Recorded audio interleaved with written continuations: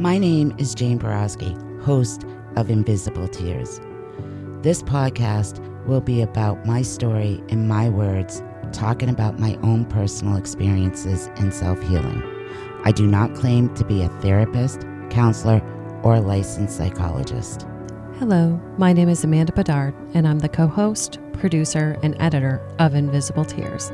I'm a Reiki master, certified professional life coach, spiritual coach, wellness coach, and a counseling practitioner. Some of the content you will hear in this podcast may be disturbing to some. Viewer discretion is advised.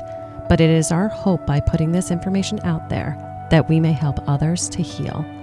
We will always be a platform for truth and healing. This is Invisible Tears. Welcome to Invisible Tears and part 2 of our interview with Julie Murray, Maura Murray's sister. So my dad's frantic.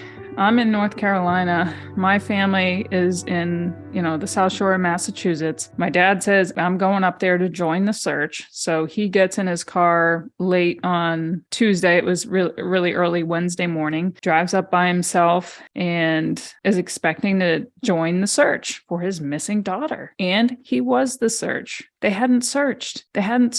So how long was this now once he got there? So how long was this now? Like, I know that you said it took 36 hours for them to contact you. And to be honest with you, that is absolutely absurd, especially with how her car was found and she wasn't there. How much time had passed from the time that your dad got up there to start searching for her? Well, so she disappeared on Monday night at 7:30. And so a full day had passed before we got the call. So I misspoke. We didn't get the call until 24 hours after. And so then it was 36 hours before the first search because he gets there Wednesday morning.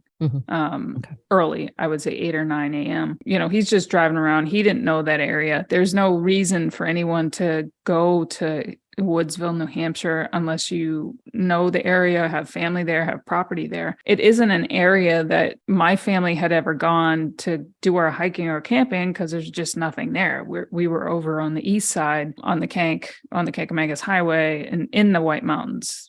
There was no reason for us to go to Woodsville. So he goes up to the police station and he's like, what is going on? And it was very hard for him to get any kind of answers. And immediately it seemed as if law enforcement had made up their mind that she was just a DUI walk away and, saying, well, this happens all the time. We have out-of-state motorists who leave their vehicle and they return the next day. But here's the thing. The next day had already come and passed and she's still not found. So my dad's like, no, this you must search now. And then they kind of pivoted and started asking my dad about, well, has she ever mentioned suicide or, taking her own life? And my dad's like, absolutely not. That is not something that she would do. I know my daughter. And so they continue to press him. And he made this statement that has been totally twisted over the years because they're pressing him and he's saying, no, she wasn't suicidal. She would not do that. The only time we ever talked about that subject was when we were watching a movie. And so they latched onto my dad's statement and totally ran with it. The father said that, they talked about suicide one time and it's possible. So that got put in all the local newspapers that the family thinks it's possible she went up there to take her own life. That is not what we said.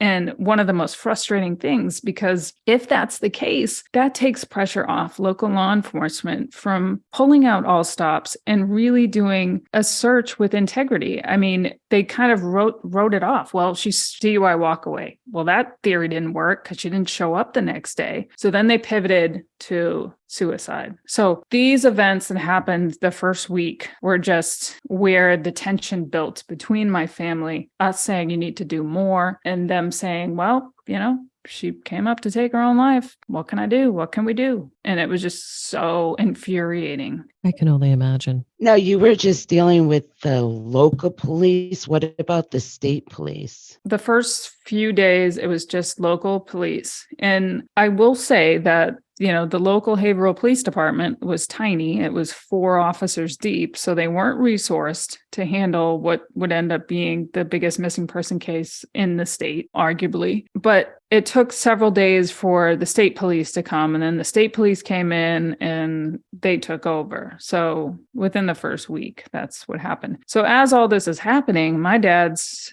screaming for the FBI because in his mind, you have a Massachusetts resident who clearly traveled through several states because she had to come from Massachusetts. She had to pass through Vermont, and now she's in New Hampshire. So you have her crossing into multiple states. So that would warrant the FBI. But of course, the FBI has to be invited by the state police to come and look at the case. And of course, the state police didn't do that. And so, people that cast aspersions on my dad, they fail to remember that my dad was screaming for the FBI from the beginning. If my dad had something to do with my sister's disappearance, why would he want the FBI involved? It's nonsensical stuff. Yeah, totally. It's going to be a difficult question for me to ask, but I have to ask it. You believe that with finding Maura, you're finding her remains? I mean, at this point, I have to base my conclusion in reality. And the reality is that it's been 19 years. There's been no credible sightings. There's been no activity on her bank or cell phone. There has been nothing found.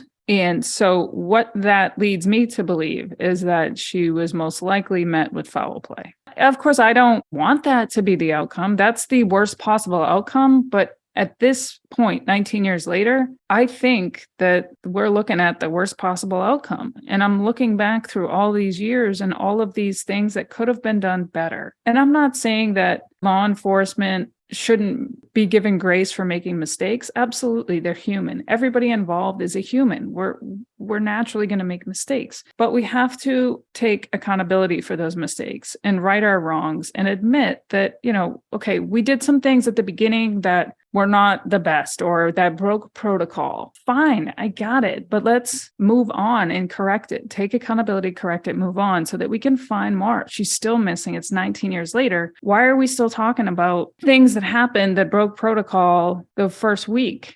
Why are we not sharing information with my family because local police may have broken protocol? Are we preventing movement on a missing person case because we don't want to show that there was mistakes made? Of course there was mistakes made by everyone involved the first week, but that doesn't mean we shouldn't get over it and share information so that we can maybe possibly get resolution for a missing woman.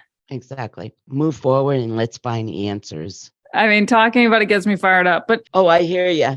I'm right there with you. I know you do. I'm not asking for perfection. Nobody's asking for perfection. We're just asking for the bare minimum and admit your mistakes, move forward. Let's get on with it. Let's find Maura. And it just seems like we're always going back to, protecting stupid little mistakes that were made. Don't keep on making further mistakes because of the prior mistakes that you're trying to cover up. We can sit there all we want and be like, okay, well, this assumption was done. This assumption was done. This protocol wasn't done. We know a whole host of things happened that were incorrect, especially during that first week. And that would have been a critical first week as well. But we can't change that. But what we can do is we can proactively work together and actually partner and try to solve this case. Yeah. I mean, the tension that was developed at the beginning was not necessary. My family grew up with, share the same blood, share DNA. We know Maura. And if you're not using us to help with your investigation, that's nonsensical. I'm not an investigator. I'm just a regular person. Even I know that. There's things that I know about my sister that some middle-aged, strange man that works for Haverhill PD isn't gonna know. So use me. And so that relationship has gotten better over the course of the 19 years. There's been some change out of personnel. And, of course, my dad sued the state of New Hampshire in 2006 and 2007 because there was no progress being made on the case. In his mind, he's thinking, if you're not going to use anything in these files, I will, Right. I'm up here every weekend trying to do everything to find my daughter. Please share this information with me. Maybe something would stand out in these files to me that wouldn't resonate for you, someone who's never met this woman. And it was just stonewalled, blocked. And, we got some scraps of heavily redacted information. It just added to the tension with the lawsuit. And so as the years progressed, like I said, there was change out of personnel, and I became more public and visible and more active in the investigation because, of course, I was in the Army for, several years, and I didn't have the ability to do that. And they started to share some information with me, and we started to be in that more collaborative phase, which we should have been from the beginning. It shouldn't have been an adversarial relationship. It's a missing woman. We want to find her. I'm assuming they want to find her. Why couldn't we work together? And so we're finally at that point where we're able to share information to where it's productive. Instead of me asking, hey, I got this lead in, should I chase it down? Or is it something you want to look at? It's a discussion now instead of, yep, we got it, we looked at it. And I say, okay, well, what did you find? Should I run it down further? And it was just like, nope, can't say anything more. So it was always like us just lost, like not knowing where to go, where to turn, what to chase down, what not to, what have they done, what have they looked at. And so now we're more in that collaborative space where we should have been from the beginning.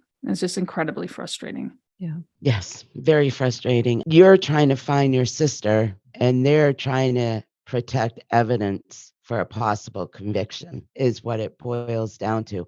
In my mind, finding Maura is way more important. Yeah, it would be nice to have that evidence for a conviction, but you got to find Maura. And that's the important part of it. That would probably be the key to everything, finding Maura, and then they would have enough evidence to go after whoever is involved in the foul play. Yeah, I agree. I mean, as excruciating as it is to have this ambiguity around everything in my sister's case, and then on top of that, still not having found her and living that for 19 years, that not knowing, that always thinking, well, what if this, having nightmares about, is she being held against her will? Am I doing enough? I need to do more. Oh my God. And it's just a constant cyclical mental torment that you put yourself through because you don't know. And my family has been patient. I mean, we're going on 19 years, so we know how to deal with this. It takes a toll on you. It really does. Your emotional state, your ability to function in life as a productive human with this constant gray cloud that you just carry with you wherever you go. And, I tell people, especially in the true crime space where, people will do a podcast, write an article, investigate a case, and then shut their laptop and go to the beach. I can't do that. When I shut my laptop and go to the beach, I carry the gray cloud with me. It goes everywhere with me. It's excruciating. And I just want some resolution. I want to know what happened. And that's phase one. And then I want justice for Maura. And of course, I don't want to jeopardize any sort of prosecution. My family of all people, of course, we don't want that. But at the same time, we want some progress, forward movement in finding her. And we just want to see more of that. Yeah. It's got to be so hard, like you said, not knowing where she is, not being able to find her. God forbid you find her remains, at least you can put her to rest and you have some place to visit her. And right now you have, well, let's see, we went to the vigil. There's no tree there anymore. So you can't even visit the tree. You visit this little corner. It's heartbreaking. And yeah, she needs to come home. Hopefully this is you guys' year. You guys have done several searches with cadaver dogs and stuff like that. Yeah, I started to talk about that earlier. New Hampshire State Police have done some searches based on tips or leads that they got in. But my family has also done countless searches with cadaver dogs. We searched the nearby lake, French Pond, that's right about a mile from where the accident was. We had underground robotics, and all of this is done pro bono. So as much as I harp on the negative, there's so much positive that has come from this tragedy. We have strangers come from all over, giving us their time, giving us their equipment, spending money for travel, just on the outside chance that we might find something. So my family is incredibly grateful for that. We've had ground penetrating radar teams come out. We've had digs. We've had biannual line searches just from groups of volunteers that come from all over. We've got people that come from Maryland, from Tennessee to join in on these searches. We met some of them at the vigil. They were connected with a group called Boots to the Ground, is it? Right. Yeah. And as well as boots on the ground, there's other independent searchers that go out. There's people that just dedicate hours a day trying to spread information and get conversations started in different Facebook groups and things like that. We're lucky to have the support, and we certainly understand that not all cases and missing person cases get the level of support that we do. We have this whole newfound family that have come from the disappearance, and we feel very supported in that regard, as much as we wish things would have been done differently by the investigators early on the first week. That's been made up for with all the love and support that we get from the online community and volunteers and advocates. A lot of people care, and a lot of people want her found. We'll be right back after a quick word from our sponsors.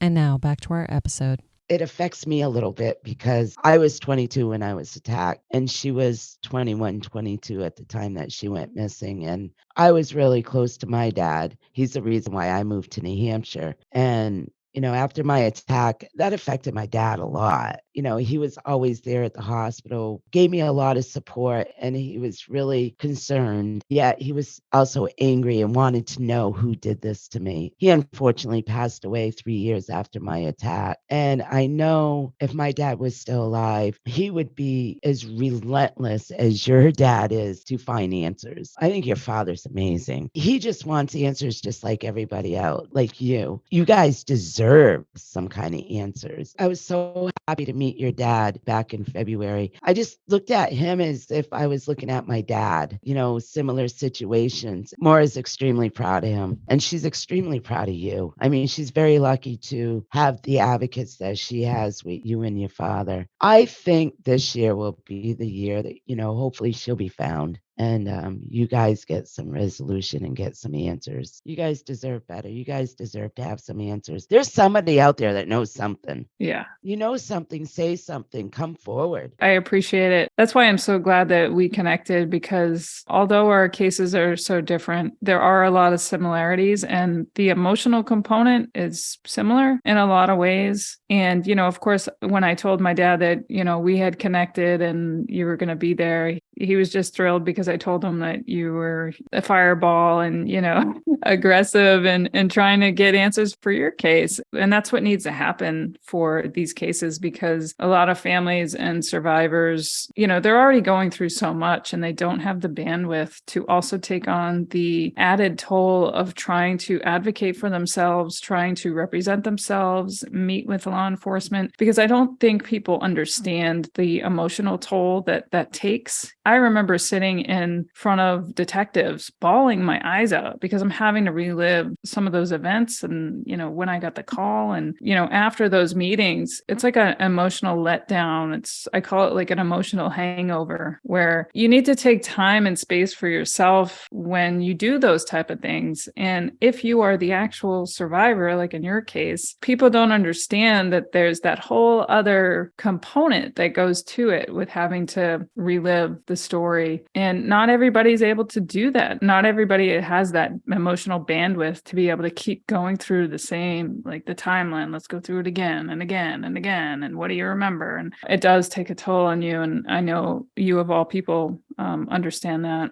Oh, I totally do. I haven't been able to talk to law enforcement over the years very much at all. And, the times that I have a chance to talk to them, I get excited that I'm talking to them. But then by the time I'm done with the conversation, it was like such a disappointment. I got no real answers. I just felt like I was always brushed off. It's frustrating. They look at me and they think in their minds, well, yeah, this horrible thing happened to you, but you survived. They always make make me feel like my case is insignificant. It's not that important. What they fail to see is, yeah, I survived, but he tried to kill me. He tried to kill me and my baby. Yes, I was lucky to survive. And I feel very grateful every day that I'm a survivor, but it doesn't take away the fact that he is out there and he's gotten away with what he's done to me and possibly other women that didn't survive. It is an emotional toll. I have gone through a lot of, survivor's guilt. That's been the most difficult for me. I feel strong enough today where I feel as if I can be the voice for the ones that can't speak. And that's what I try to do now. I try to be their voice. Yeah, I mean, that's what I was going to say. You're not only are you a survivor, but you have taken it upon your shoulders to advocate for the other victims, and they're voiceless. They don't have a say in it, and you have become their voice, and it's just so brave of you, and I admire you so much for doing that. Thank you.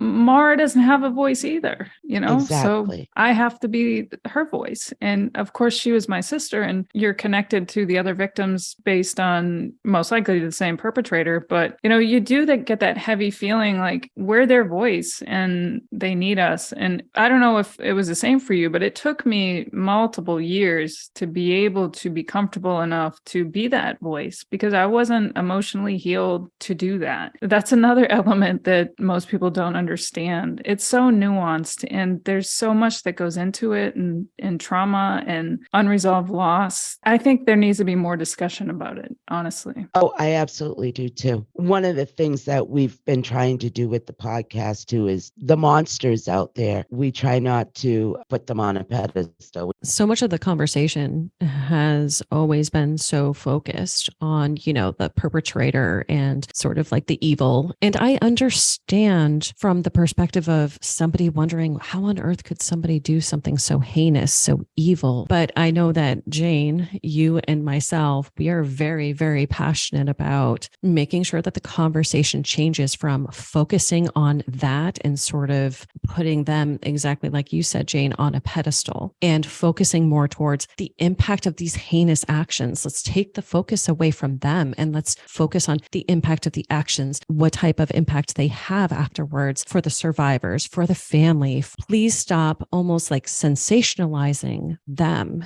Exactly. And focus more back to look at their impact, look how many lives they impacted.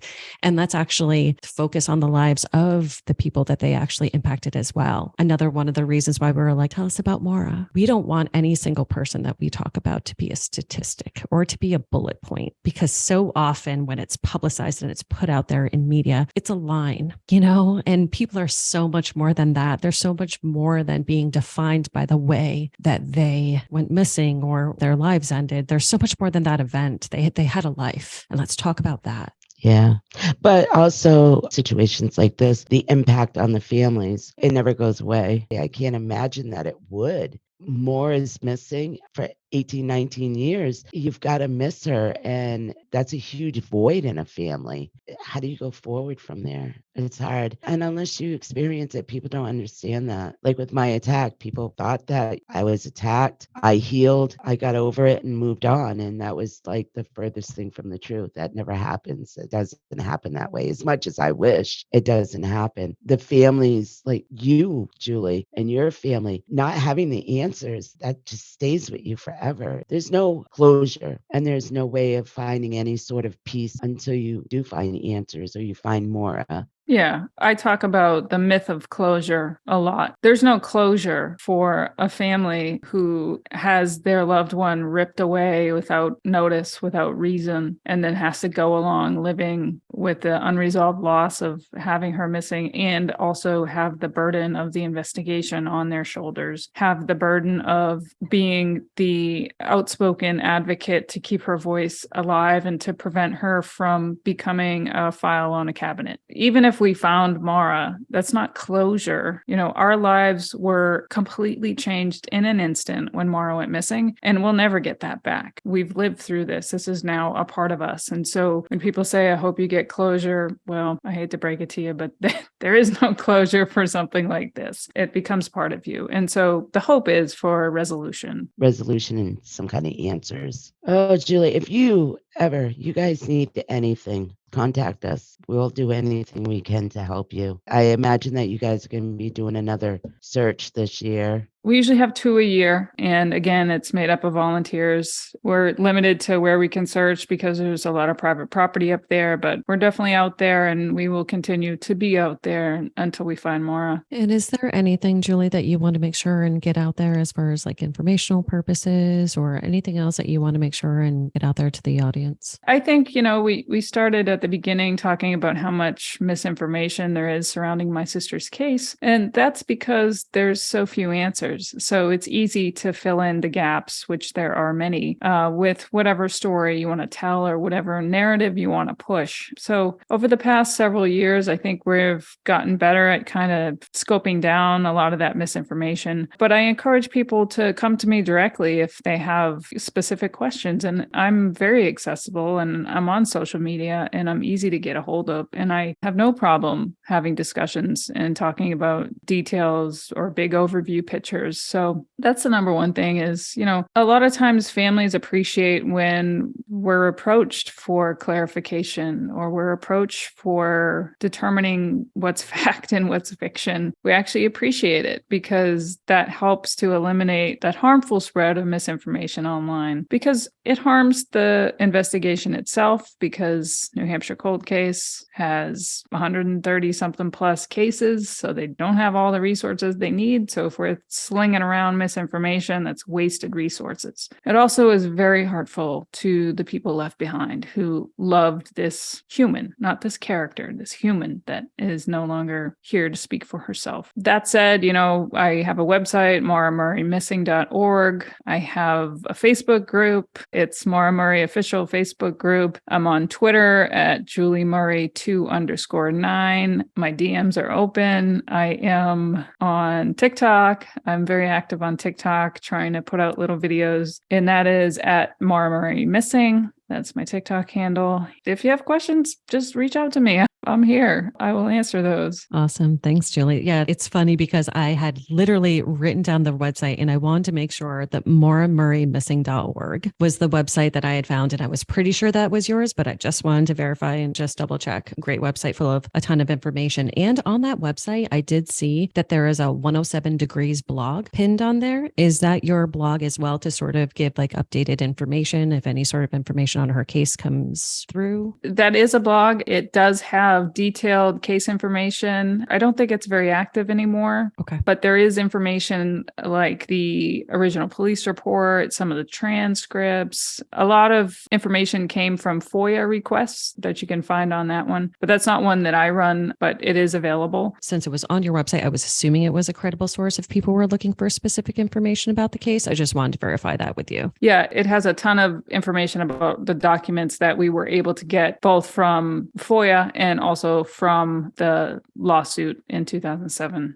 Good. Yeah, so I am hopeful like you that this is the year we can get it solved before we hit 20, and that would be ideal. So I am hopeful in terms of the investigation. So, and like I said, we're collaborating with law enforcement. So sharing ideas, having meetings, having phone calls, sharing emails. So that is only going to help the cause. And so I am hopeful as well that this is the year. Absolutely. So are Me we. too. Well, thank you so much, Julie. Tell your dad I said hi and take care. Thank you. Thank you both, Amanda and Jane, for inviting me on. It's always good to connect with you guys and hope to see you up there soon and, keep fighting.